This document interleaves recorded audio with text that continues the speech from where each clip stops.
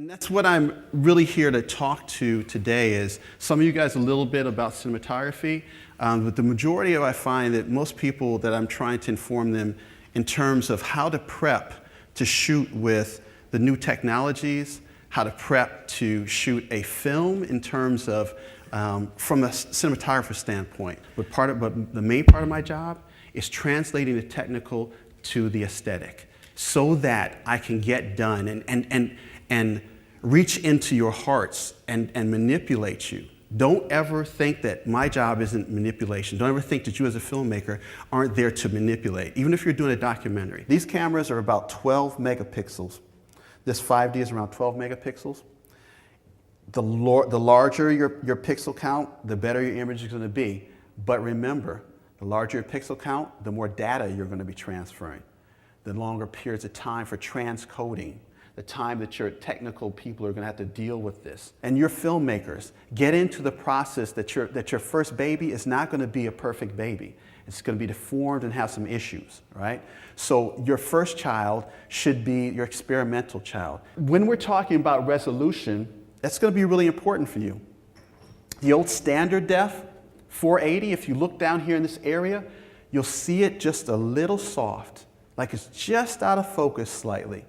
Our eyes are getting better and better, and we're starting to discern these things. This used to be standard. This used to be like, oh, I love this.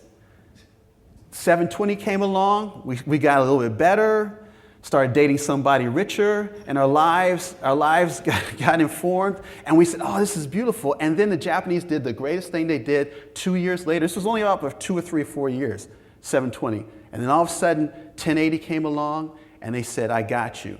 How do you prep yourselves to control and to drive the imagery of your project? My job is to make the imagery.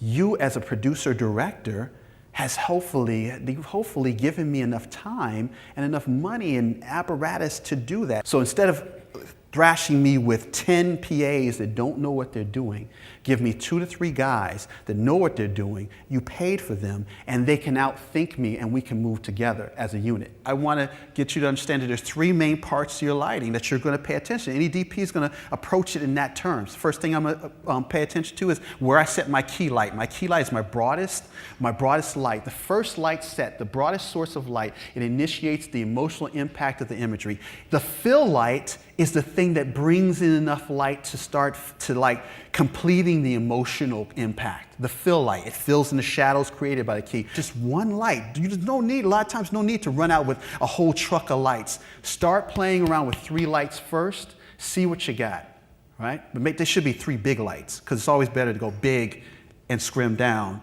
than it is to go small and need more light. Always get the biggest light you can, and then cover it, cut it down as you need to. And finally, the backlight or the background light. As we see these oranges that are there, what is that mainly doing? It's serving to separate the oranges from the background. You can't make a film alone. And this is why we do filmmaking, because you want to be a community. You're always trying to build your family. You're always trying to build those people you can trust. Learn how to get the cheap people, the good, upcoming people to work with you, and that's by being prepared. I've said this over and over today, and that's the greatest thing I can give to you is be prepared. Thank you.